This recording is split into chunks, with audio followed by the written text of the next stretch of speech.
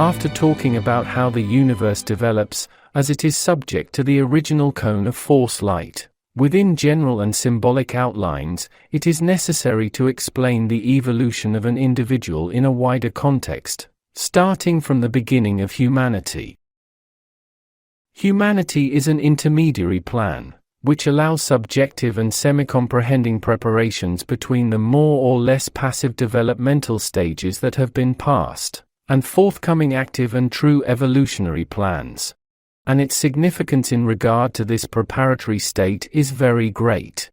Subsequent to humanity, the next is the stage of duty. Since comprehension in mankind is not yet illuminated with the knowledge of duty, active adaptations pertaining to the plan of duty do not begin in human life. 4. At the stage of humanity, none of the behaviors of spirits has yet been powerful enough to constitute a unity with any necessities at all.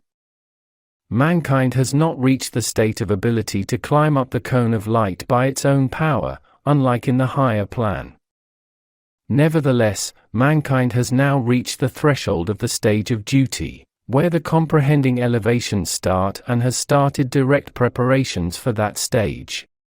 Therefore, it is time to elaborate here on the necessary problems pertaining to the development of mankind.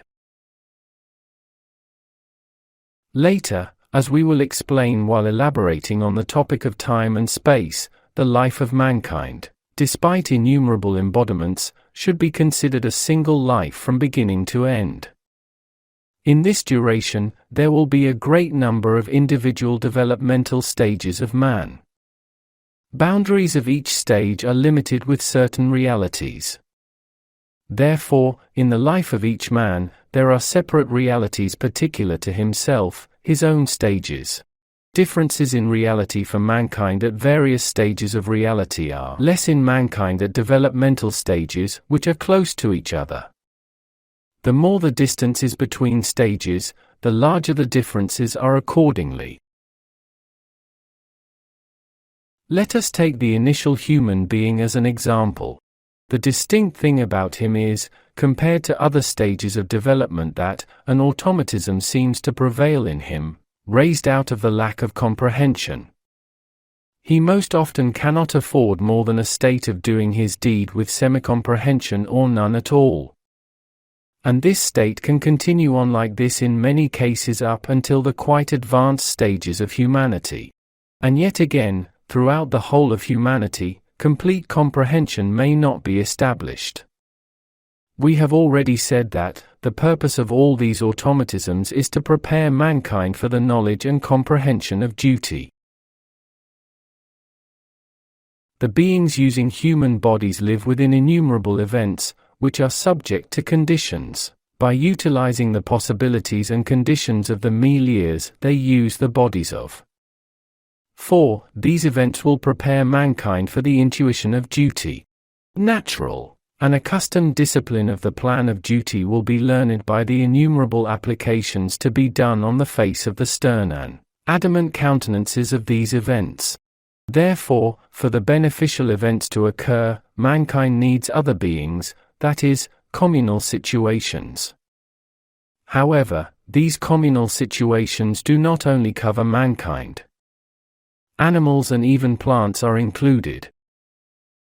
And this situation is an imperative, in other words, a necessity of the imperativeness of gradual preparation of cultivating each other, within a massive cadre of beings in the world. The most objective example of this is body cells. Mankind lives with these primitive beings in each other's embrace and as destined to each other within a vast communal plan. The cells constituting the heart of a man, for example, need the body of that man for their development, just as that body needs those cells in order to live. As the illness of either of the two affects the other, the health of both ensures mutual well-being. Therefore, communal lives that exist among all these beings are not in vain and purposeless. The communal plan is a synthesis of individual plans which advance side by side, unknowingly getting strength from and standing by each other, in order to fulfill the developmental necessities within their own possibilities, and this is an imperative of the developmental automatism in the life of mankind. Besides the communal plans mankind make with beings that are much smaller than them, there are more significant plans they make with comprehension with their fellow men, even with some disembodied beings. All of these plans are the imperativeness of development. For, as we have said, the development of man becomes possible by his engagement with the preliminary applications of the intuition of duty, belonging to the plan of duty.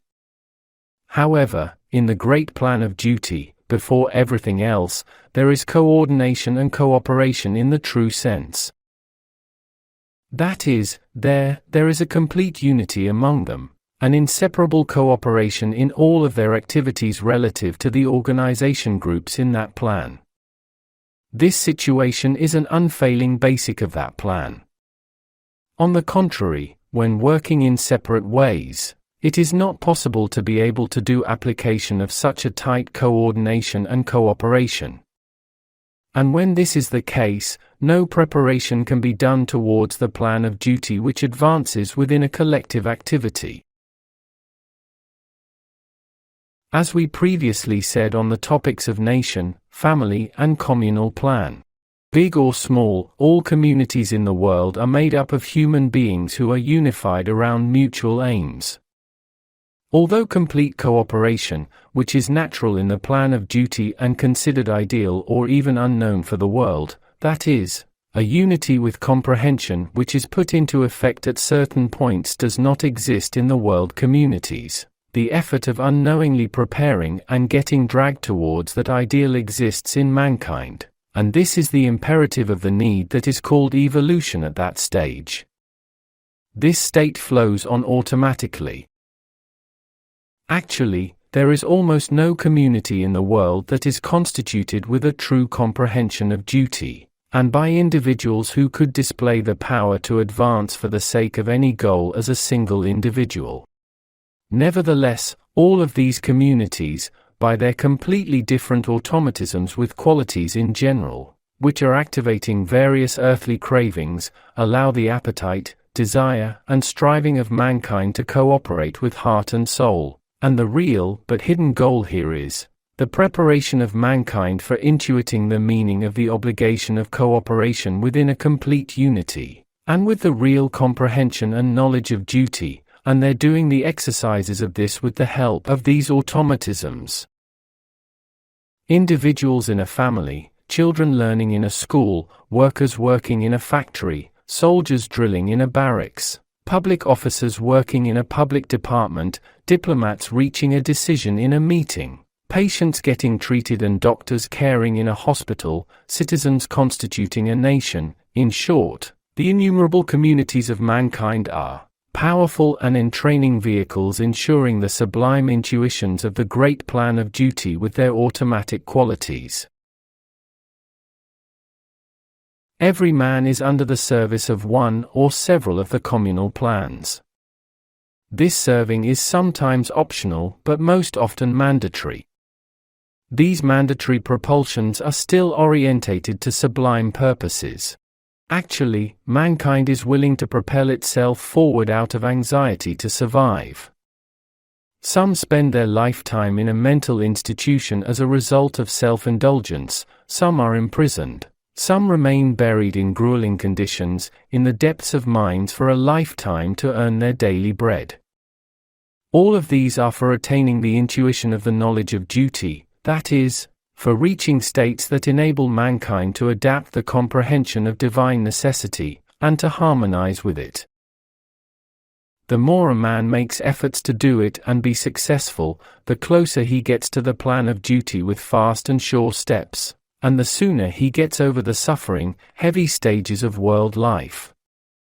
If he cannot do this and is continuously defeated by his earthly craving, if he does not make efforts to pull through and complies with the backward feelings and simple thoughts, if he sees the world as a means for satisfaction of his earthly cravings but not a means for the application of his world plan, and if he acts in this way and violates the necessities of his plan, then things go awry.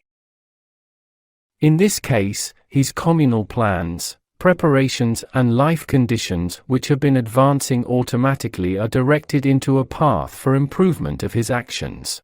This is done by the beings in duty. That man observes the stern look of his life conditions, without comprehending the reason for them. As he starts to fall into hardship, his affairs turns bad, material or emotional problems and pains start to follow one another. He is still not aware of the origins of these, and his life feels grim. He attempts to put the blame on fate, luck, society, mankind, etc. However, the developmental mechanism, which is unfailing in accordance with his plan regulated by his states and behaviors, continues to work without paying any attention to his fuss. If he still does not behave and try to improve his comprehension, things will continue to get dimmer, his troubles increase and he struggles to the point of rebellion. However, this rebellion directs him to a dead end and leads him to a prison, a hospital, a mental institution or to a grave, or any other similar life conditions which are heavy and compelling.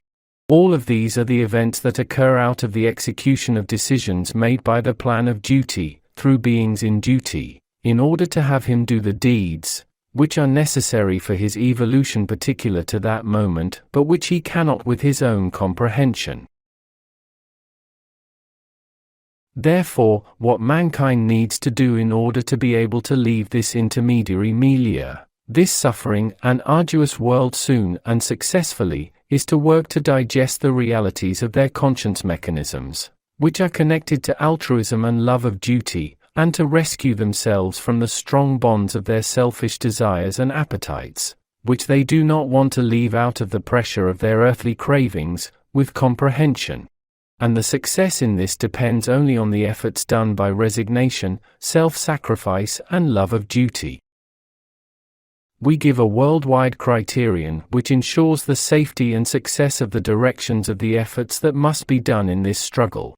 This knowledge will make easier the distinction between the concepts of good and bad. Good and bad are concepts pertaining to the higher and lower realities of conscience respectively. If these concepts can be discerned well from each other, it becomes easier for comprehensions to regulate the advance of conscience. Each deed to be done should harm neither the higher nor the lower. This is the criteria. For example, while intending good for the lower, harming the higher is bad.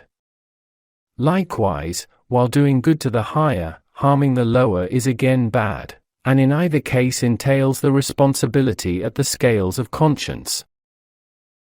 Actually, if the ones who have more or less advanced comprehensions take the deeds to do into consideration within this context, they will see that, if the good to be done either for the higher or the lower is true goodness, it will be beneficial for the other as well and will not harm it. However, if a deed done for the one side harms the other side, then that deed will not be a true goodness for either side. For example, a man who rescues a child from a beating, for simply doing good for the child, by a father who is responsible for that child's upbringing, who does this for deterring the child from his stealing habits, and encourages the child's bad whims by doing so, may look doing good for the lower from the superficial outlook, but harms it, by disrupting the duty of the higher. Therefore, as a matter of fact, this deed is bad for the father as well as for the child. If the man acts with such attention and succeeds in avoiding bad, how nice! He will arise by a swift path.